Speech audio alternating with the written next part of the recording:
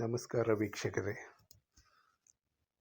ನಾನು ನಿಮ್ಮ ರಘು ಬೊಮ್ಮನಾರ್ ಯೂಟ್ಯೂಬ್ ಚಾನಲಿಂದ ರಘು ಮಾತಾಡ್ತಾ ಇರೋದು.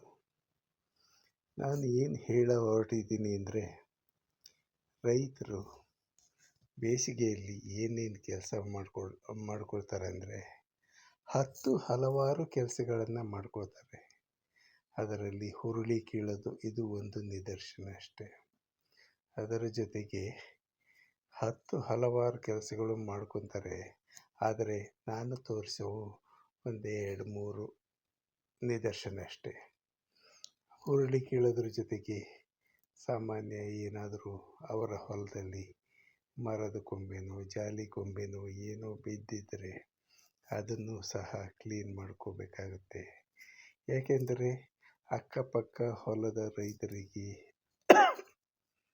ಎಲ್ಲರಿಗೂ ತೊಂದರೆ ಆಗುವಂಥ ವಿಷಯಗಳು ಇವು. ಅವರಿಗೆ ಯಾರಿಗೂ ತೊಂದರೆ ಆಗದಂಗೆ JCBಯಿಂದ ತಗೊಂಬಂದು ಎಲ್ಲ ಕ್ಲೀನ್ ಮಾಡಿಸ್ಬೇಕಾಗತ್ತೆ. ಇದು ರೈತರಿಗೆ ತೊಂದರೆನೋ ಶಾಪನೋ ಒಂದು ಗೊತ್ತಿಲ್ಲ. ಆದರೆ ಪ್ರಕೃತಿ ವಿರುದ್ಧವಾಗಿ ಮನುಷ್ಯ ಮಾತ್ರದವರು ಯಾರೂ ಓಡಾಡಲಿಕ್ಕಾಗಲ್ಲ, ಮಾಡಲಿಕ್ಕಾಗಲ್ಲ. ಏನೋ ಸ್ವಲ್ಪ ಹಣವಂತರಾದರೆ ಪ್ರತಿಯೊಂದು ಕೆಲಸಗಳನ್ನು ನೀಟಾಗಿ ಮಾಡಿಕೊಳ್ತಾರೆ. ಅದರಲ್ಲೇ ದುಡಿದು ಅದರಲ್ಲೇ ಜೀವನ ಮಾಡೋ ರೈತನ ಬವಣೆ ಕಷ್ಟ ಹೇಳತಿರೋದು. ಒಂದು ಕೆಲಸ ಮಾಡಿಸಿದರೆ ಇನ್ನೊಂದು ಕೆಲಸ ಮಾಡಲಿಕ್ಕೆ ಹಣ ಇರುವುದಿಲ್ಲ. ಅದು ಅಲ್ಲದೆ ಅವರಿಗೆ ನೌಕರಿನೂ ಇರೋದಿಲ್ಲ, ಸಂಬಳನೂ ಇರೋದಿಲ್ಲ. ಬಿಡು ಹೆಂಗೋ ಜೀವನ ಮಾಡ್ತಾರೆ ಅನ್ನೋಕ್ಕೆ ಅದರಲ್ಲೇ ಜೀವನ ಮಾಡಬೇಕು, ಅದರಲ್ಲೇ ಕುಟುಂಬ ಸಾಕಬೇಕು, ಕುಟುಂಬ ನಿರ್ವಹಣೆಯನ್ನು ಸಹ ಅದರಲ್ಲೇ ಮಾಡಬೇಕು.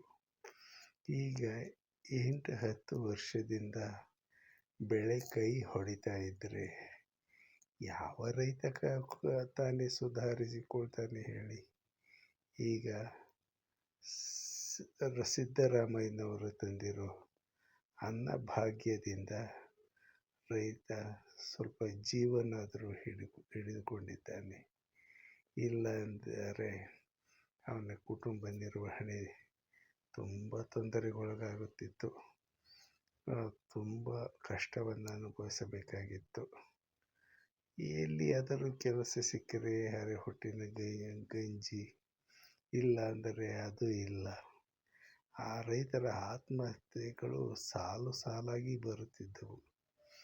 ಈಗ ನಮ್ಮ ಸಿದ್ದರಾಮಯ್ಯನವರು ತಂದಿರೋ ಭಾಗ್ಯಗಳು ನಿಜಕ್ಕೂ ರೈತರಿಗೆ ಖುಷಿ ಕೊಟ್ಟಿದೆ. ಆ ನಂತರ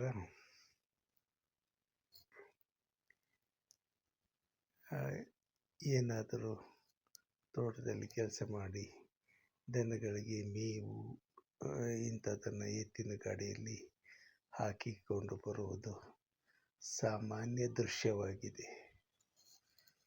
ಅದರ ಜೊತೆಗೆ ಈಗ ರಾಗಿ ಕೊಯ್ಲು ಮಾಡಿ ಅದನ್ನು ಟ್ರ್ಯಾಕ್ಟರ್ನಲ್ಲಿ ಹೇರಿಕೊಂಡು ಹೋಗುವುದು ಸಹ ಸಾಮಾನ್ಯ ದೃಶ್ಯವಾಗಿದೆ. ಮೊದಲೆಲ್ಲ ಎತ್ತಿನ ಗಾಡಿಯನ್ನು ಬಳಸುತ್ತಿದ್ದರು. ಆ ಎತ್ತಿನ ಗಾಡಿಗಳು ಸಮರ್ಪಕವಾಗಿ ದಾರಿಯಲ್ಲಿ ಸಾಗಬೇಕಾದರೆ ಗುಂಡಿ ಗೊಡ್ರಗಳನ್ನು ದಾಟಿಕೊಂಡು ಹೋಗುವುದು ದುಸ್ತರವೇ ಸರಿ. ಆ ಒಂದು ಸಂದರ್ಭದಲ್ಲಿ ಎತ್ತಿನ ಗಾಲಿಗಳಿಗೆ ಒಗ್ಗಾಲಿ ಹಿಡಿ ಅನ್ನುತ್ತಿದ್ದರು.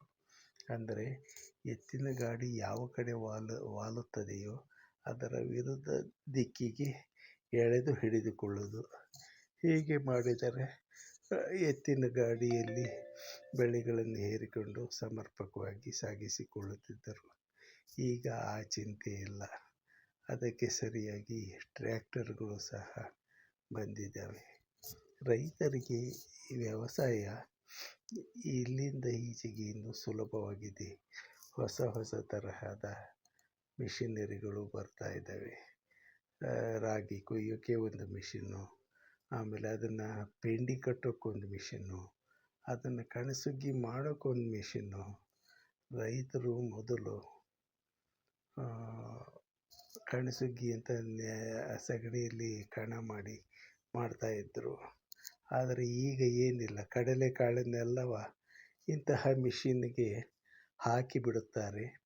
ಹಾಕಿದ ತಕ್ಷಣ ಕಾಳು ಮಾಡಿ ಮನೆಗೆ ಹೇರಿಕೊಂಡು ಹೋಗುತ್ತಾರೆ. ಎತ್ತ ಕಣಕ್ಕೆ ಹಾಕುವನ್ನೂ ಆಗಿಲ್ಲ, ಈ ಎತ್ತಿನಲ್ಲಿ ರೋಣ್ಗಲ್ಲು ಹೊಡೆಯನ್ನೂ ಇಲ್ಲ.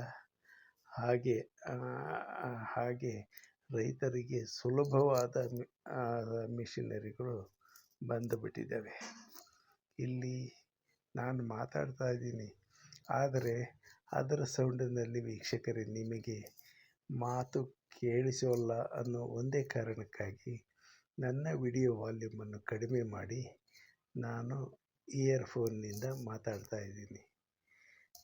ರೈತರು ಇನ್ನು ಮುಂದೆ ಯಾವುದೇ ರೀತಿ ವ್ಯವಸಾಯ ಮಾಡಬೇಕೆಂದರೆ ಯಾವುದೇ ರೀತಿ ಕೂಲಿಯವರು ಕರ್ಕೊಂಬ, ಅವ್ರನ್ನಂತೂ ಮೊದಲೆಲ್ಲ 15 ದಿವಸ ಮುಂಚೆ ಅಡ್ವಾನ್ಸ್ ಕೊಟ್ಟು ಬುಕ್ ಮಾಡಬೇಕಾಗಿತ್ತು.